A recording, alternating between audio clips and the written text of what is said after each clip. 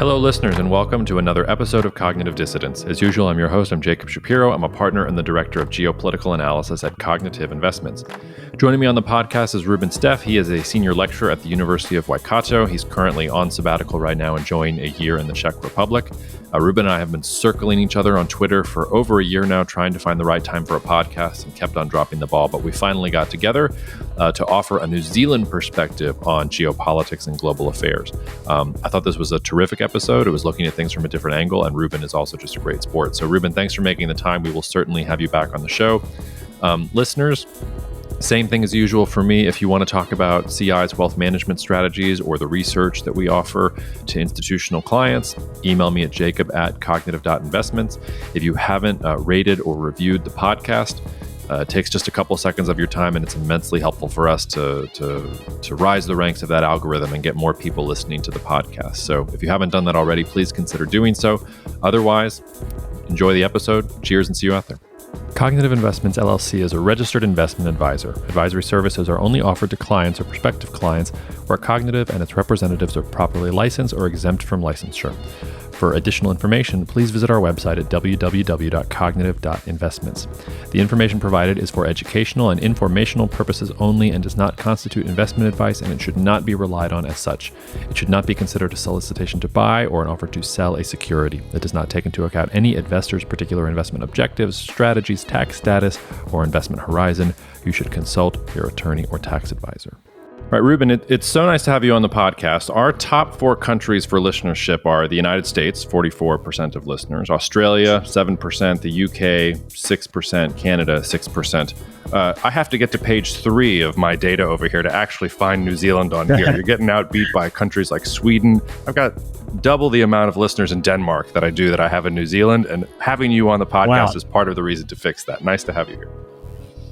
Awesome. Great to be on, Jacob. We've been talking about this for a while, so really happy to be here. First of all, tell the listeners who you are and where you're broadcasting from. Sure, simple. Look, I'm an academic from the University of Waikato in New Zealand. Currently, researching things like great power competition, small state theory, emerging technologies, and so on. Currently in the Czech Republic. Been here for about a year on sabbatical because my wife is Czech. Always promised her we'd come and live and spend some more time here than just 1 month a year. So here we are. It's a great little country, interesting part of the world to observe developments and things that happen in Europe definitely are more real when you're here. You know, like you might recall when that missile fell into Poland, or maybe it was a Ukrainian missile defense missile went into Poland. We were literally on the border of Poland at the time because that's where my wife's family live in the Czech Republic. So in New Zealand, normally that would be significant, but not an immediate thing for me. But being on the border, you suddenly look at the news and go, oh dear, if this escalates, we're on the front lines of something. So you definitely change your framing and lens of things when you're here. Well, yeah, that's a great sort of segue into this conversation in general, because you basically have no borders. You don't share borders with anyone except a large amount of ocean. And I know that there's a lot of concern about China and the South Pacific, but you know, even if we accept that China is this revisionist power that's expanding all over the world, and listeners know I don't think that. I've had guests on the podcast who have that point of view. But that's many island chains in the future. You'd have to do many 9-dash lines, like exponentially, to the point where China starts threatening New Zealand. So it must really be a kind of a different thing. And I guess one of the questions I wanted to first ask to you is, should New Zealand really care about what's going on in the rest of the world? I mean, things can go crazy all around the world, and things really wouldn't affect you in any meaningful way just because of where New Zealand is on the map. So what is the argument for New Zealand to pay such close attention? Because it seems to me you could just close up shop and take care of your own and not have to worry about the rest of the world. Yeah, sure. Like, to your point, New Zealand is sometimes called a dagger pointed at the heart of Antarctica. You know? So why does New Zealand care about the world? I mean, you can start from that idea that globalization has kind of shrunk geography to some degree, that in the past, the tyranny or the blessing of distance really kept things away. But now New Zealand has to worry about, global supply, trade routes, has to worry about cybersecurity concerns, has to worry about ideological viruses coming through social media and then leading some Australian guy to come over to New Zealand and kill 50 or so Muslims in Christchurch, which happened a couple of years ago quite tragically. But it's also legacy, it's historical, it's cultural. I mean, New Zealand was one of the new Europes, one of the little Britons that came out of the British Empire. Our history, really until the 20th century, New Zealand's a fairly young country too. You can maybe trace our modern founding to about 1840. But until the early 20th century, New Zealanders just saw themselves as little Britons. We were the little Britain in the South Pacific. We were unthinkingly allied with the Brits. We weren't really even independent. Our military was, seen as just enmeshed with the British military. We went off and fought the British wars in South Africa in World War I and World War II. We went off to wars there as well. That then transitions away from the British security umbrella to the American security umbrella in the early post-Cold War period. The early Cold War period. And look, then we go off to Korea. We go off to Vietnam. We also play around in Malaya with the British still for a while. So there's this legacy, right? There's this history there of us being a kind of a Western country. The current conception of New Zealand, national identity, is slowly changing. There is kind of a nation-building process underway there. But by kind of culture, by economics, until quite recently, we were symmetrical with our close British and American and Australian friends and allies, right? So there's that legacy there. There's increasingly as well, despite what you say about, hey, why doesn't New Zealand just bow out? There's some of those impulses there, and I'll come back to that. It's because, we are reliant on the rules-based system, right? Now, we can quibble, is New Zealand reliant upon just a rules-based system, or is it specifically a liberal, de facto kind of American-led rules-based system? We need that system to work well because we're a small country. If predatory powers get away with their aggressions, if there's a cascading series of events, say Russia swallowed Ukraine in a week, and maybe a few years from now, or less, or hopefully a lot further away, who knows, China then makes a move on Taiwan, and these countries are successful, there isn't costs and punishments imposed, well, then eventually we could get to this kind of worst-case scenario 10 years from now when the spheres of influence are expanding ever outwards, and suddenly Australia and New Zealand are threatened by some predatory states. And again, there's a historical maybe pathology here for Australia and New Zealand. In World War II, right, the Japanese expanded all the way into the South Pacific. Had the US not come into the war, or had perhaps the attack on Pearl Harbor been more successful, it's not inconceivable that Australia would have been invaded at some point. And once you have Australia, New Zealand is just a fruit at the bottom of the tree you can pick after that. So, yeah, there are these considerations. I think there's been a desire for New Zealand to be a good international citizen, but also kind of a good ally and partner. And maybe you have to ensure you're willing to try uphold the existing rules-based system because it benefits you. It's the guarantee of New Zealand's long-term survival. And that is coming through more and more in New Zealand's official strategic documents and statements by prime ministers, the Minister of Defence, and so on. Yeah, and that's a good place to pick it up because I wanted to ask you, or at least a New Zealand expert, this for a long time because, and listeners may not be aware of this, but there's a treaty called the ANZUS Treaty, which was supposed to be a trilateral defense treaty between Australia, New Zealand, and the United States. I believe it was 1951 or somewhere around then is when it was signed. 51 to 86. 51 to 86. And in 86... For New Zealand. For the New Zealand-US part of it. The Australia-US part of it is still at effect. Well, and that's sort of my question, because from 86 until the 2010s, New Zealand and the United States really aren't on the same page at all. And I wonder if they're still on the same page, because it's one of the few areas of real strategic ambiguity, I feel like, in U.S. foreign policy. One of them is Taiwan. Is it a country? Is it not a country? Will the U.S. defend it? Will it not defend it? But obviously New Zealand is a country from a U.S. perspective, but would the United States defend it? Is a defense treaty sort of in place? I know that there have been strategic declarations from the New Zealand government over the last 10 years. It says, oh, no, we're a strategic partner with the United States. There have been investments in military. New Zealand certainly behaves as if it's in the Five Eyes and is part of the club, but technically on paper, it's not part of the club. Do you think it will be? Do you think that matters? Like, how does that, how does that work in sort of New Zealand's strategic framework for thinking about the world? Yeah, so it's a tricky thing to look at, but just so your listeners know, in 1986, the Reagan administration, through an executive order, suspends its kind of security commitment to New Zealand because New Zealand had an anti-nuclear policy where we would not allow nuclear-powered or nuclear-armed vessels into our territory. So therefore, the US Navy could no longer come into New Zealand's territory, and the Reagan administration said, okay, too bad, you're out. Now, that did lead to a downgrading of some diplomatic linkages, military linkages. I mean, New Zealand didn't trade with the US military after that until the 2010s, I think 2012 onwards. From what happens from 2010 onwards is we do get a change of government in New Zealand. The John Key, a national conservative government, comes in. And we get these declarations, the Washington Declaration and the Wellington Declaration. And that's to increase our cooperation in the Pacific and also to start increasing military ties once again. I mean, not the military ties were dead to that point, but to start re-energizing the military relationship. Walking forward from there to now, I mean, New Zealand is arguably a de facto ally of the United States once again. We purchase a majority of our military equipment comes from the United States. We are rolling out these big P-8 Poseidons, right, that we'll maybe touch upon a bit later because that plays into the whole submarine competition in the Indo-Pacific and what's going on with AUKUS in Australia. We have a memorandum of understanding with the US on space cooperation. We're part of the Artemis Accords. We joined the US-led Shriva Space War Games. Rocket Labs, which is a Kiwi-American firm, sends satellites into space now, some for US military purposes.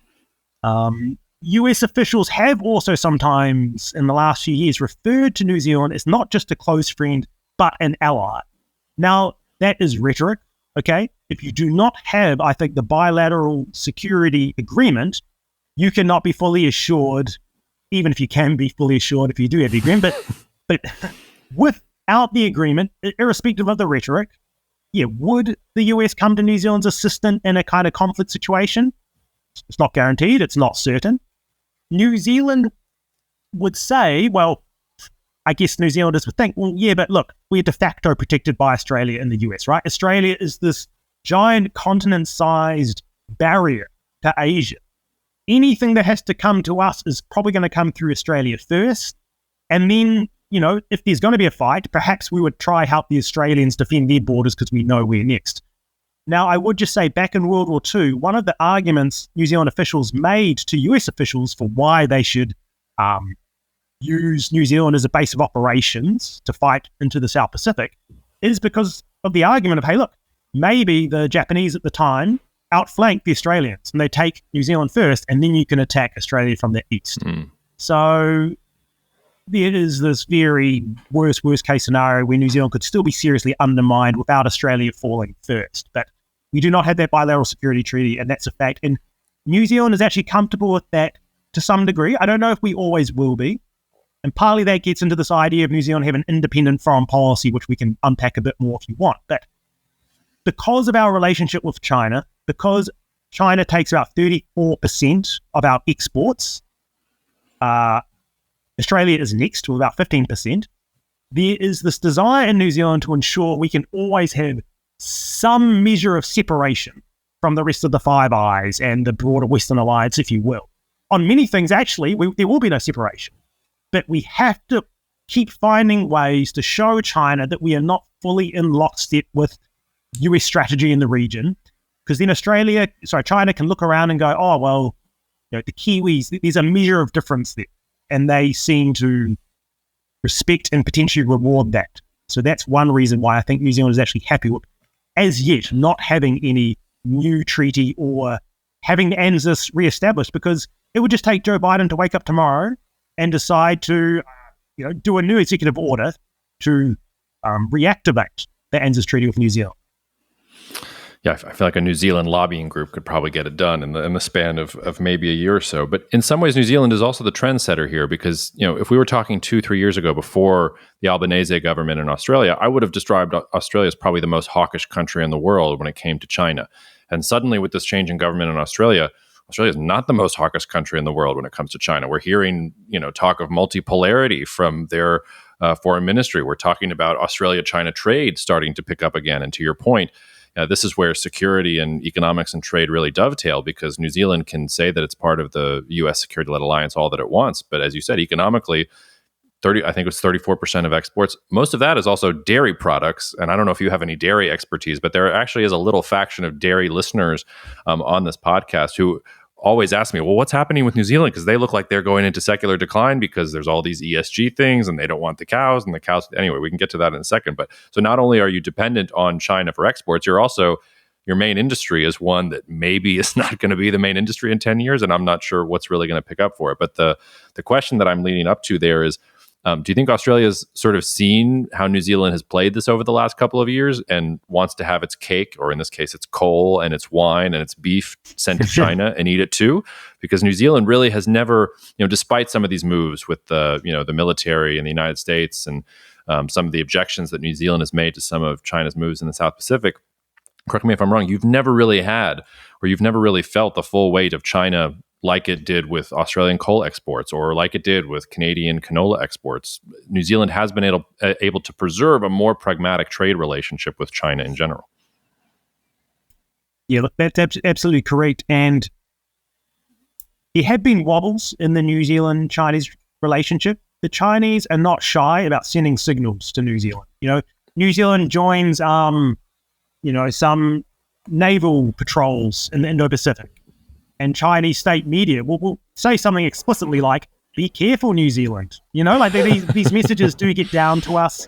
There's been some industry controversy at times as well, where New Zealand businesses in China have kind of been threatened, maybe by sort of state officials or individuals aligned with the state, but, where there's plausible deniability and so on. But that is a concern. That is a motivation. This is explicitly talked about in the New Zealand media, not frequently, but not infrequently either, that New Zealand has to be a bit careful here lest we lose a big chunk of the trade relationship with China. And overnight, we have farmers committing suicide and things like that. I mean, it's not outside the bounds of possibility. Are we trend-setting for Australia? I mean, the Australians would never admit that, for a start, but setting that aside. What's interesting here is that, maybe we separate out Australian rhetoric from reality. If we do start to see a real tangible improvement in Australian-Chinese relations in the coming months and years, then okay, maybe something's happening there. But it may just be the Australians having a Labor government now, like New Zealand has a Labor government, are trying to rhetorically, reduce tensions a bit. Maybe things got a bit out of hand and they do want to restore some of that trade that was reduced. But I think the weird thing now is that New Zealand might be becoming a little bit more hawkish, in actually even the last few months. So maybe there's a thing where the Australians realise they've gone a little bit too far and they're looking to take a cue from New Zealand.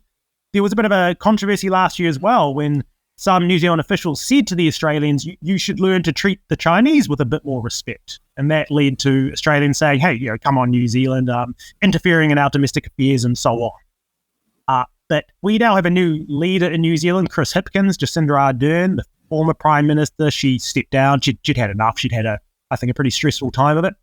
We have a new guy, Chris Hipkins, in, who so far is basically continuing the same line as Jacinda Ardern, which is this kind of, we want to be friends with everyone, concerned about the rules-based order, but concerned about China's activities too. But we have a new Minister of Defence who's come in with him, and he is taking quite a tougher line in rhetoric. And we can anticipate potentially in substance in the months to come, because there's a defence review that will be coming out in New Zealand the next few months. There's going to be a force design review. New Zealand's first national security strategy is also going to be coming out. So it's possible some of the rhetorical signals we're seeing from our new Minister of Defence is going to translate also into new practical military acquisition decisions as well. So I think, maybe the Australians taking a bit of a cue from New Zealand, but I think, are probably taking a little bit of a cue from them and the Americans as well. Well, and it's remarkable that you say that, because I'm just looking at some of the polls here, and it looks like Hipkins has been good for the Labor Party. The polls seem to be heading in his favor for the first time after kind of a steady decline there for a bit. But if the Labor Party, I would expect that the Labor Party would be the one that would be most skeptical when it comes from a security position. But if you're telling me that like the skeptical sort of dovish position is, hey, we need a national security strategy and we're going to have all these sorts of things. I mean, it sounds like New Zealand is pretty well locked in place. I know that elections are coming up in October. What is at stake there for New Zealand's foreign policy and security strategy? Or is there really just kind of broad consensus from a foreign policy perspective across the political parties, and that's more domestic inside, well, I was going to say baseball, but whatever sport I should use in that metaphor. Let me know. Sure. So foreign policy almost never becomes heavily politicized in New Zealand to the point that it can actually have an effect upon an election. Probably the last time might have been the invasion of Iraq. And even then, I don't know if it affected the election, but it was definitely erupting in New Zealand's domestic political environment.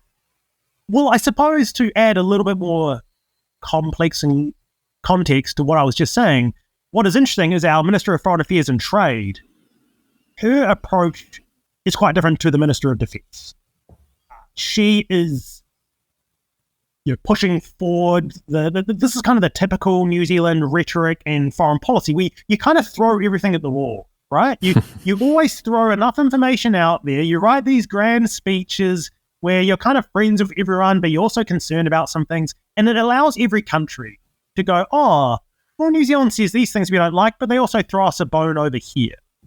And she has been trying to bring in a kind of more unique, some might say post-Western, kind of indigenously influenced view of the world. And part of that might be to try appeal to the South Pacific nations, right? These are nations that are critical to our security. These are nations which we have familial cultural ties to, and there's a Polynesian shared heritage between them and the Maori indigenous people of New Zealand, and that part of New Zealand's national culture that's really being brought more to the forefront a bit more in New Zealand's politics these days. So some of that rhetoric might be about that, about a kind of South Pacific whānau or family. But if this is election, I think what might be occurring is there might be a division in the New Zealand cabinet between perhaps dovish factions and more hawkish factions. And we're going to be careful here. Even New Zealand's most hawkish factions are not going to be like hawkish factions in the US or Australia, I think. But nonetheless, we are talking about potentially significant changes in policy. But one area that I'm sure we'll talk about will be AUKUS. New Zealand has probably been invited into Pillar 2 of the AUKUS Trilateral Security Agreement, but we're punting on it, okay? We are punting on it until after the election, I think because this government, like you say, Chris Hipkins is doing okay right now. Why rock the boat at all on any aspect of foreign policy when that foreign policy can be highly resonant with parts of the New Zealand public? So kick the can down the road for now, perhaps position yourself, keep an eye on the environment, see what happens next. I mean, we might be seeing a lessening of tensions between the US and China, maybe even a kind of temporary detente breaks out, and then New Zealand, come a year from now, come the election, has different options. Doesn't have to perhaps tack so much towards a hawkish direction or what have you, whatever option is ultimately considered. But we're kicking some cans down the road right now. I think there's the potential, though, for civil society and people like me in the lead up to that election, though, to turn some of these issues into political issues, because they can quickly resonate in a small country of only 5 million people. Yeah. From a New Zealand perspective, do you think there is a real chance for a US-China détente? I know you said that, and I know Biden's been talking about the thaw. From your perspective, is that real at all? Because, I mean, even as an American here, I'm extremely skeptical and think Biden's about 5 years too late if he wants to get that horse back in the barn. But look, I'm skeptical, too, of it being of any real substance. But when I look at taking off my New Zealand lens here, when I look at it from a geopolitical point of view, I feel like the Chinese need some time. The Americans just sewed up their alliance system. The Philippines, Papua New Guinea now. Yeah. If you're the Chinese leaders looking out of the region right now, what do? The first island chain is secured. The second island chain is basically secured. Even in the little old South Pacific that you thought you were making some headway, you got the Americans coming back in. New Zealand's going to sign a status of forces agreement with Fiji soon. Australia are signing agreements. So if I was them rationally, I would think maybe we need to really find a way to buy time, to reassess our strategy, to get our economic house in order. And if we can get, go up a gear from here, then we can really begin the pushing out the influence in an assertive way once again. So is a détente likely? I don't think so in any substantive way. Maybe there'll be time for some, discussions, and maybe they'll put together some stabilizers, maybe some arms control agreements. Who knows? Some small things that everyone seems to be hoping is put in place, because if there's a new Cold War, they'll be able to be on a better platform to manage it. But I think I agree with you. I think the horse is bolted on the most significant aspects of it. Yeah, although for all I know, with the news flow about UFOs and aliens here in the United States these days, maybe we're about to do Independence Day, and China and the United States will join together in a battle against our would-be alien overlords. But I want to underscore. Oh, do you have something to say about the alien overlords? Look, when you're in this field, you do think these bigger thoughts. And one thing is always this idea of, hey, if there's an external threat, the whole world will unite. Maybe, hopefully, even Ronald Reagan talked about this. But have you seen the movie Arrival? Yes. Yeah, I quite like sci-fi like that too, that complicates it even more and shows that maybe all the humans will not unite. I like to think we will, but you never know. Oh, we definitely will not. I mean, I think Three Body Problem is the best novel about this. I think the Chinese have the right perspective there. And I wasn't even taking the UFO stuff seriously, but Matt Pines, who comes on this podcast sometimes, he has me actually paying attention now. I hate that now I have to pay attention to this UFO stuff because my instinct is that there's a mass hysteria here, but that's not where we wanted to go. I wanted to underscore what you said about China's interest in the South Pacific, because if we had this podcast like we planned around this time last year, we probably would have been talking first thing about the Solomons and China, and there's a security agreement, and China's taking over the South Pacific, and they're going to do an end run around, the first and second island chains. Everything's going well. Since then, things have not gone well for China, as you alluded to. They thought they had a deal with 10 South Pacific nations, blew up in their face. Now, there's some reports that they're trying to increase trade with some of these nations, and they're going to have some kind of economic trade deal. But the United States, Australia, and New Zealand seem to have really gotten the South Pacific on board with their vision of kind of the world, which was surprising to me. I would have thought those nations would have been more interested in the economic and trade benefits that China could offer, rather than the rhetoric and security concerns coming out of New Zealand and Australia and the United States. But it seems like the English-speaking countries have done well in the South Pacific. How do you account for that? And do you think that is a substantive change? Does New Zealand see success there, or is there still a chance for China to try and seize victory from the jaws of defeat? Sure. Well, this is probably where it's helpful for your listeners to pull up a map of Oceania so they can see these small micronations in the South Pacific, these island states. So I'll just put that out there. Look, decades go by where nothing geopolitically relevant happens in the South Pacific. There are local concerns, sometimes local conflict or coups or tensions, but the last couple of years, things have changed quite a lot and seem to be changing in China's direction until relatively recently. I think what's happened is, China has its aid in the region has increased its diplomatic profile. I mean, it has more embassies in the South Pacific than the United States does. That might shortly change because the US are opening up new embassies and so on. And, they have investment, they have infrastructure in the region, and they could come into the region for quite a long time as well and kind of say, hey, look, we are a developing nation too. We want to help developing impoverished nations, just frankly, rise, common destiny, common vision, and all those things. And, the Australians and New Zealanders take you for granted. And, they're neo-colonial powers or what have you. And I think that did resonate for some time in parts of the South Pacific. And there was a perception, I've heard this from American commentators, that New Zealand and Australia dropped the ball, right? That this sphere, the Pacific used to be considered the American lake. And the South Pacific surely is like a kind of pocket of that lake and should be completely locked down by the New Zealanders and Australians. But there's been criticism that we dropped the ball. Maybe we did, maybe we didn't. But I think what I would say is that, for a long time, New Zealand was on symmetrical with the Americans, with you guys. We were engaging China heavily. There was this idea that if we just hugged them, eventually they would liberalize and so on. And that hasn't happened. America also went off to the Middle East and wasted decades of time there and took us with you, by the way. Australia and New Zealand went into Afghanistan and Iraq. And so maybe we all took our eyes off the ball of these kind of vulnerable regions, and the Chinese had a free hand to push themselves out.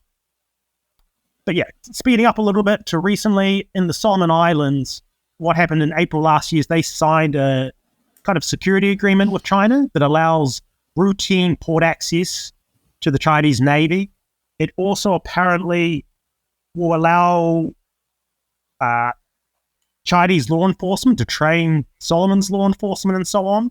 There are meant to be elections in the Solomons this year, and that's been put off until next year.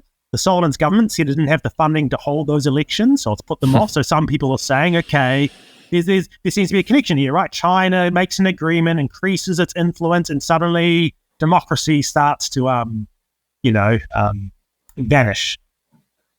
But that agreement also followed riots in Honiara, the capital of the Solomons. And those riots targeted Chinatown, Chinese interests for a whole host of reasons. There is a bit of great power politics playing out here, where the Solomons shifted its recognition from Taiwan to China a couple years ago. But the Solomons is divided between Malaita province, which is the most populous province of the Solomons, and Guadalcanal, where the capital is, and both parts of the Solomons, one part is more pro-Taiwan, one part is more now pro-China. So these riots are also part of that game, part of accusations of corruption and, so on. I think there was a panic. I think, Biden held a U.S. Pacific Islands summit last year, the first such summit in Washington, D.C. Australia and New Zealand were concerned about being seen as dropping the ball. I think America probably admitted they dropped the ball too. America has a significant interest in Micronesia, which is the sub-region of Oceania in the north, where Guam is, and where there is Micronesia and these states with a kind of compact of association with the US. And that is seen as part of the, the power projection superhighway for the US Navy into East Asia, Southeast Asia, Indo-Pacific, and so on. And that sub-region is, connected to Polynesia and to Melanesia, these two other regions that are nearer to New Zealand and Australia. So I think there was a panic. I think Australia, New Zealand, and US got together, said, hey, look, we need to nip this in the bud now. We don't want permanent Chinese naval bases in this region. We don't want China to be flanking the first and second island chains. We don't want Chinese submarines being able to pop up, and they already probably can, but they probably can't spend as much time in these regions without getting permanent bases. We don't want a contingency over Taiwan where Australia and US forces try to get there, and suddenly Chinese naval fleets are coming out of the Solomons, and submarines are popping up all around New Zealand and threatening Australia and New Zealand and so on. So I think there was a panic, and there's been a rush of diplomatic attention to the region, of aid, investment, these security agreements. The US just did a security agreement, in fact, 2 of them with Papua New Guinea. Papua New Guinea is the largest of these small states down there. It has, I gather, some quite considerable natural resources too. So it may be a bit like the US looking around Central Europe and going, Poland. Poland's our guy, right? They've got the potential. I think the US looked at Papua New Guinea. Papua New Guinea is next to the Solomons and said, Papua New Guinea, they're the ones we need to prioritize. They're the ones we need to do the agreement with and start to build up, to balance any potential Chinese naval assets down here. There, of course, was the visit by Wang Yi, the Chinese foreign minister, for 10 days to the South Pacific last year as well. That was basically a humiliation. You might remember that, Jacob. You were talking to the Australian gentleman at the time, and what happened is there was meant to be this apparently regional agreement or agreement of 10 Pacific Island nations with China, a common development vision or what have you. Wang Yi turned up and that agreement was not signed. It was, I think, a bit of a humiliation. And we were all going, why wasn't this signed? Surely Chinese diplomats are not stupid enough to think they have this agreement, send off their foreign minister, and he turns up and some of the countries there turn their backs on him. I suspect what happened is there was some loose agreement to sign it. He turned up, the Americans, Australians, and Kiwis, or who knows who exactly, got into the ears of the Pacific Islanders and said, don't sign this, do not sign this. We have agreements in the pipeline, we have aid, we have investment, we have military cooperation. And, this gave the Chinese a bit of a bloody nose. That's my suspicion there. You're right that the resources in the South Pacific are also very interesting because Papua New Guinea has a lot of untapped resources. New Caledonia, major nickel deposits. If you start going down coal, copper, manganese, there's some very interesting resources in the region, which your episode is going to appear right after an episode with Tomas, who's a metal and mining expert, and we talked about the reorganization of supply chains there. And I think that's one other way where the South Pacific actually can be relevant, because from a geopolitical security perspective, I feel like the South Pacific is really only relevant in the context of a war, where like in World War II, where the reason that Americans know the names of some of these islands that you've talked about is because if you've studied any World War II history, you know Guadalcanal and some of these others, and kind of what that means. My grandfather, by the way, was in the South Pacific around that time, so was mine. Mine fought in Guadalcanal. Well, there you go. So maybe they were hanging out trying to record a podcast and they didn't have the necessary recording equipment somewhere in a sweltering jungle. But one other question before we leave the South Pacific and talk about AUKUS and a couple other things. I feel like the sleeping giant here that nobody ever talks about, and I've been guilty of this too, and I'm trying to correct myself. And the Australian guest that you talked about, Rory, he actually chastised me after we recorded the podcast. He said, "You didn't ask me about this country, and it was honestly the most important thing you should have asked me about." And that is Indonesia. And I know that it's far away from New Zealand. I think it's like, an 8 or 9 hour flight, like just because distances are so large there. But it's not that far away from Australia. And Indonesia, when you start looking at scale, does seem like one of the natural powers. And if we really are moving multipolar, if there really are going to be more than 2 or max 3 sort of geopolitical centers of power, Indonesia is looking an awful lot like the country that actually can make moves here in the South Pacific. So talk to me about New Zealand's perspective of Indonesia. There are some people in New Zealand better placed to do this than I, because I don't hear much about Indonesia in the New Zealand media space. We do have institutes and institutions that are focused on ASEAN especially, and New Zealand's view is that we want ASEAN to retain some level of kind of centrality in the region. We don't want it to become a Cold War shatterbout again, where it's divided and external powers are coming in and doing what they want and causing chaos and war and so on. But yeah, geopolitically, Indonesia is fundamentally important, I think. And Indonesia, interestingly, I mean, its foreign policy different to New Zealand, but it maintains a bit of an independent approach to China, but like New Zealand does. And I think that's very pragmatic and smart reasons from their point of view. I would go back to the late 90s when you had the Asian financial crisis. There were real concerns in Australia especially, and what happens in Australia has sort of smaller resonances in New Zealand, that what if Indonesia comes apart? And suddenly you're dealing with this giant archipelago that's chaotic, and who knows, maybe some hard man swoops in and tries to unify the nation and picks a fight with who? Well, who's logical? Australia and New Zealand. Australia and New Zealand fought alongside the British in the 60s against sort of Indonesia's quest for a greater Indonesia at the time. So maybe, you turn back the page to history and start to rally up the people in that way. That's me jumping through some levels of worst case thinking, though. And Indonesia today it's viewed as a pretty pragmatic country in the region. Countries want to see it succeed, including New Zealand. It's a source of trade. It's a source of students. It is the center of ASEAN, or maybe someone would quibble with me about that, but it's the most significant nation of ASEAN. So we want it to succeed. We want to cooperate with it. I see no one has any reasonable critiques of Indonesia at this stage. Maybe some people about it's the trajectory of some of its politics, but I'm not expert enough to really wade into that. But yeah, no, the fact that it's not sort of further up even in New Zealand media makes me feel even more certain that I'm in the right place and trying to develop some expertise there. Let's turn away and let's talk about AUKUS, and maybe I'll just start with an intentionally superficial but blunt question, which is New Zealand going to join? Does New Zealand want to join? And maybe you should tell the listeners what AUKUS is. And listeners, if you have a better acronym or name for these security agreements, whether it's the Quad or AUKUS, I'm here for all of your names. I will use them on the podcast. Nobody else will, but I hate these names, and I'm in the market for alternatives. So let me know. So just quickly on that important point, I wonder if AUKUS, it's a bit like AUKUS. Is that what they were going for? The whale? I think you're giving them way too much credit. They have somebody was pushing paper and was like, oh yeah, there's some letters that we're going to arrange in an order. That's fair. Yeah, fair enough. I'm being too charitable. So AUKUS is this trilateral security pact between the US, UK, and Australia.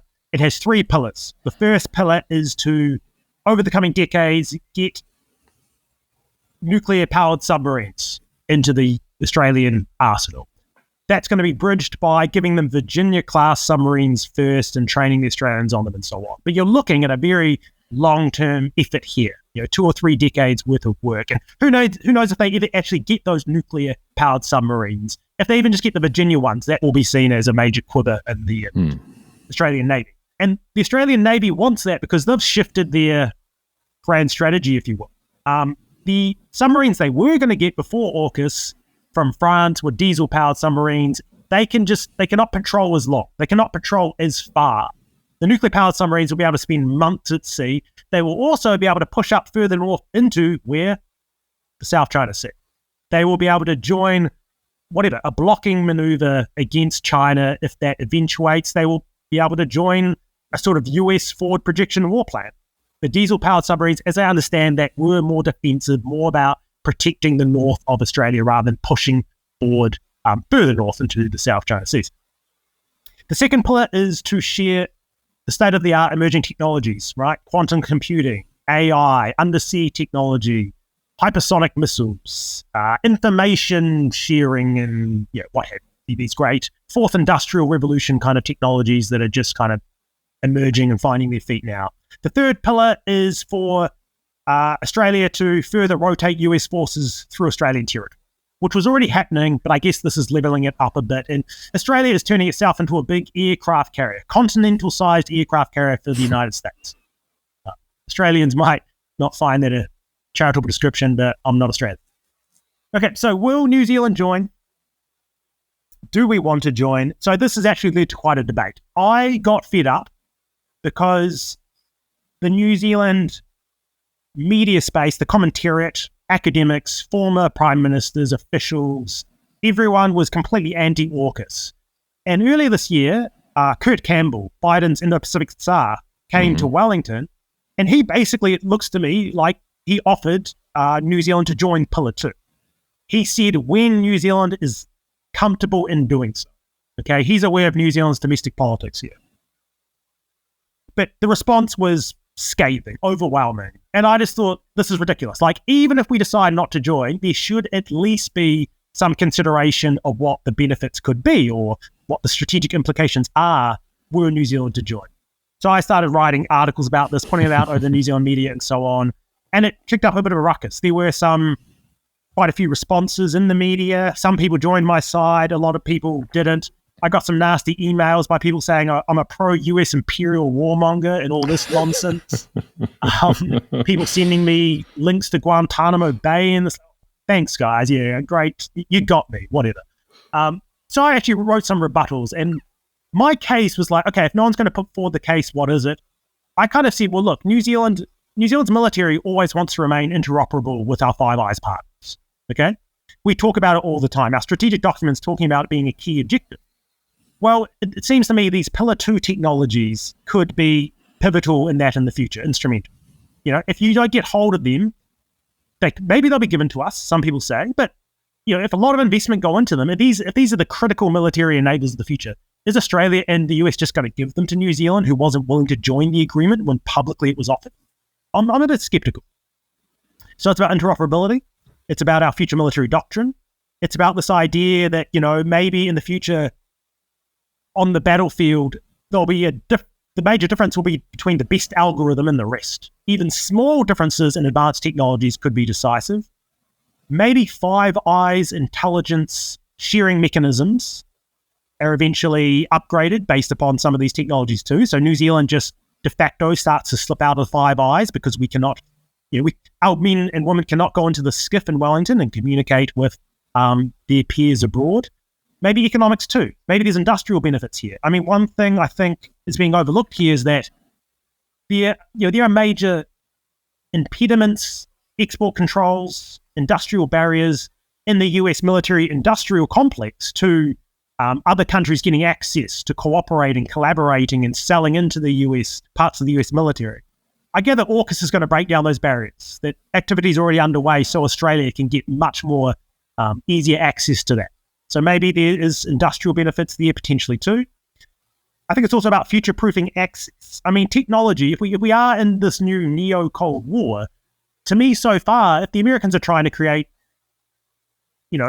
economic blocks, exclusive economic blocks, they've failed in most respects, but where they're starting to have some success is in high technologies, right? Semiconductors, 5G internet. I mean, New Zealand, most of the Western world, I think, was either encouraged or coerced by the US to not take Chinese 5G telecommunications. Mm-hmm.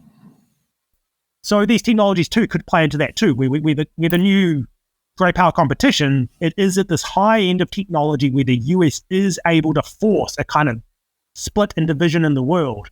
And that maybe starts to get into kind of almost binary thinking. I mean, New Zealand doesn't want to have to 100% pick a side, right? Because that could have trade consequences for New Zealand. But it might be in this area of high technologies where we do have to pick a side. And in fact, I think on things like 5G, we are already picking a side, Jacob. Yeah. And Pillar 2 is another part of that potential picking a side. And I'll say one other thing here. You know, some people are referring to AUKUS as the permanent alliance. You know, that the Americans have this big kind of global alliance system, if you will, but there's an inner circle of allies. And the closest allies are probably the UK and Australia, right?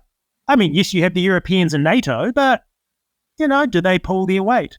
Will they be there outside of contingencies unless that contingency is directly germane to them? Will they fall apart? All of the Canadians listening just self-immolated, by the way, as you were talking, just letting you know. Okay, well, look, Canada is in the bag. Okay? Canada's in the bag. In fact, I think she's the Deputy Prime Minister, Chrystia Freeland. She has... Yeah. Mm-hmm. Yeah, she has said that they're open to joining Pillar 2 of AUKUS as well. So again, there's a scenario here where the 4 of the 5 eyes are part of Pillar 2 AUKUS and New Zealand isn't. But again, we're kicking that can down the road.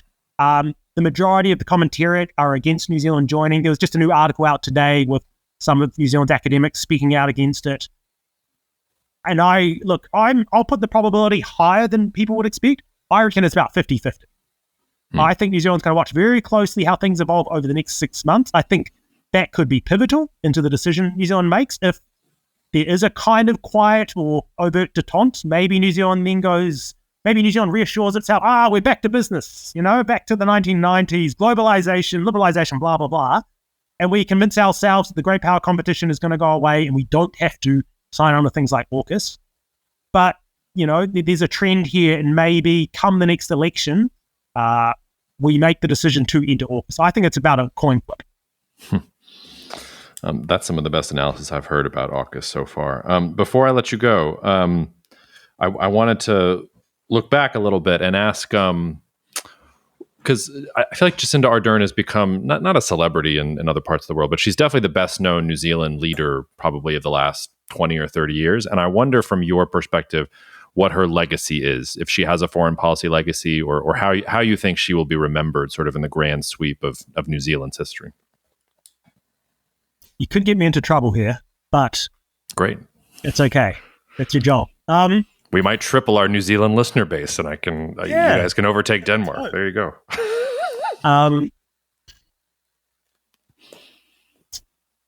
I think the legacy will be actually complex. Let's start with foreign policy. I mean, there was already a trend line towards closer ties between New Zealand and the US that preceded Jacinda Ardern through the national government, our previous conservative government. That was sustained, but not really demonstrably advanced. Now, we've got the P8s, these Poseidons, okay? But, negotiations and considerations for equipment like this go on for years, and I suspect it started under the previous government. Those Poseidons are significant because they're anti-submarine warfare platforms. They can also conduct surveillance and so on, but they can also keep an eye on what's going on under the sea, and there's been a lot of talk of submarine activity in recent years, and that's what AUKUS is basically about, right? That's the top line part of AUKUS, the submarine capability. Those P8s are going to be talking to the American platforms and the Australian platforms, okay? They're going to be monitoring our EEZ. New Zealand has a massive exclusive economic zone that people don't know, and there will be submarines going through those EEZ. In fact, I've had more than one source tell me we likely have submarines from nations that have different values and interests to us patrolling through New Zealand's EEZ. So you get into that great power competition aspect there as well. So she continued, I think, the incremental upgrade of New Zealand's ties to the US and so on. But if you go read her speeches, I mean, she really is holding out idealistic hope that, yes, the region's becoming more contentious and complex with elements of strategic competition, but she focused a lot on climate change as well. If you come to the South Pacific island nations, their major concern, their existential concern is climate change. This strategic competition to them it's a distraction. It's something they don't really want. I mean, some of them will take the benefits when they can get it, but it is environmental factors, it's social factors, governance, economics. Those are their big issues. And climate change was a big part of Jacinda's kind of foreign policy approach. She actually announced, I think in 2018 or 19, that New Zealand would no longer be handing out permits for oil and gas exploration in New Zealand's territory. So, kind of some people were angry about that because it will kill off sort of that exploration in time. I think it's about 30 years, but nonetheless, it's a signal to foreign investors, foreign companies that, hey, New Zealand is closing up business in that respect. Her response to the Christchurch, the terrorist attacks was, I don't know, it was overwhelmingly positive, I think. She immediately went down to the Muslim community there. She was wearing the headscarf. She was showing an outpouring of emotion and empathy that I think most world leaders cannot manage. Politicians, you get a bit skeptical that these events are just instrumental for them. For her, she felt it. You could see she felt it. In fact, I think part of the reason she left is because she'd had probably quite a stressful time with all these events and issues. You then have COVID, right? We shut the borders pretty quickly. We're very successful. We were open internally while much of the world remained pretty much closed. And a lot of foreign media leaders saw that and, thought we were very successful at what we did. We were pretty decisive. And again, she showed a lot of empathy. She talked about being kind. There almost these ideological messages were constantly being dropped into the New Zealand media space that I think in the world today, where it's pretty easy to be cynical about power and about leadership, the fact that she had this real human side to her, I think, was a massive, unique part of her international image and in a way, her foreign policy. And, she also talked about wanting to make sure that New Zealand continue to keep ties with the widest array of partners, that irrespective of how bad this great power competition gets, in her mind, she wanted New Zealand to continue to have links and communication channels to the Chinese. So I think that's also part of her legacy. Domestically, her legacy is slightly contentious, and let's not go into that. But let's just say New Zealand has some structural problems that no one has really been able to make much headway on in years, if not decades. Our infrastructure is underinvested. We have a housing boom that is now, prices are declining, but they're still pretty high. From, I think it was 2005 to 2016, we let in 1 million immigrants. So, a population of 3.5 million with a million new people taken in and not the requisite infrastructure and investment to deal with that. That's an underlying issue that I think really affects our domestic economics, not so much our domestic identity. We haven't had that populist backlash to a really strong degree in New Zealand, but it puts pressure on the economy. Let's put it that way. It is a thing that affects people's lives. So on that front, I think her domestic legacy will be disputed, but on foreign policy, it'll be pretty positive. Reuben, this was worth the wait, and I hope we won't let another year go by until we have you back on the podcast. But thanks for coming on and sharing some thoughts, and we'll talk to you soon, okay? Yeah, cheers, Jacob. This is great. Thanks. Thank you so much for listening to the Cognitive Dissidence podcast, brought to you by Cognitive Investments. If you are interested in learning more about cognitive investments, you can check us out online at cognitive.investments. That's cognitive.investments. You can also write to me directly if you want at jacob@cognitive.investments. Cheers, and we'll see you out there. The views expressed in this commentary are subject to change based on market and other conditions. This podcast may contain certain statements that may be deemed forward-looking statements. Please note that any such statements are not guarantees of any future performance, and actual results or developments may differ materially from those projected. Any projections, market outlooks, or estimates are based upon certain assumptions and should not be construed as indicative of actual events that will occur.